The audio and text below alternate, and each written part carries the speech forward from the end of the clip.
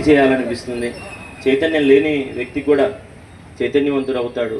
అంతటి మహానుభావుడు చైతన్య మహాప్రభు హరినామాన్ని ఎట్లా ఈ ఆసేతు హిమాచల పర్యంతం చేశారు. నారాయణ తీర్థుల వారు ఈ యొక్క తరంగ గానామృతాన్ని అందించారు.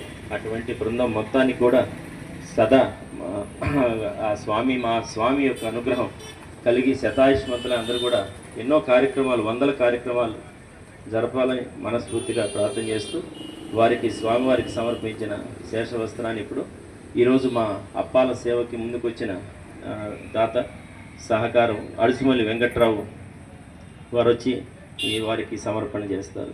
జై శ్రీరామ్. హరిబోల్ హరిబోల్. జై శ్రీరామ్.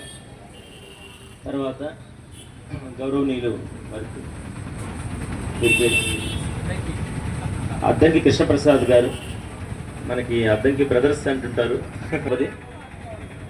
మంచి ఇందాక నుంచి అందరు ఇంత గ్రూప్గా నేను చూడటం చాలా తక్కువ. ఒక్కోసారి హార్మోనియం గిరివెంకర మైనంపాడు వాస్తవ్యులు సహకారం చాలా గొప్ప సహకారం.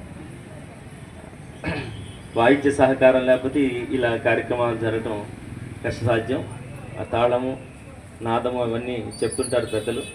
అటువంటి అలాగే రాచపూడి విజయసారథి గారు, రాచపూడి చిదంబరం గారు, మేము చిన్నప్పుడు పంచముఖ ఆంజనేయ స్వామిలో ఉన్నప్పుడు చిదంబరం గారు వారంతా కూడా అందరికీ కూడా ఆ స్వామి అనుగ్రహంతో మనం ఈ చిన్న కార్యక్రమాన్ని చిన్న స్వామి సన్నిధిలో జరుపుకుంటున్నాం. ఇవాళ స్వామి మనకి 1000 అప్పాల సేవలో దర్శనం ఇస్తున్నాడు. అప్పాలన్నా, వడమాలన్నా, పానకం, వడపప్పు ఇవన్నీ కూడా స్వామికి మన పెద్దవాళ్ళు అనాదిగా చెప్తున్నటువంటి విషయాలు. అటువంటి అప్పాల ప్రసాదం ఇప్పుడు అందరికీ కూడా ఇవ్వబడుతుంది. అందరూ కూడా తీసుకోగలరని ప్రార్థిస్తూ రేపు స్వామి 1000 లడ్డూల సేవ ఒంగోలు పట్టణంలో మన గుళ్ళో ఇలా సేవలు జరిగినట్టు ఎక్కడ కూడా అన్ని చోట్ల అలంకారాలు ఇవన్నీ చేస్తుంటారు. అదొక పద్ధతి, చాలా మంచి విషయం. ఇక్కడ మనకి ప్రసాద వితరణ అంటే చాలా ఇష్టం నాకు మొదటి నుంచి కూడా. ఆ స్వామికి ఆయనకి సమర్పించి అందరికీ వితరణ చేస్తుంటే భక్తులు ఆయన ఎంత సంతోషపడుతూ ఉంటాడు. అందువల్ల ఇక్కడ ఈ పదార్థాలు 1000 అనేది పెద్దవాళ్ళు చెప్పినారు. అందుకని రేపు 1000 లడ్డూల సేవ ఈ కార్యక్రమం, 1000 వడమాల సేవ ఎల్లుండి.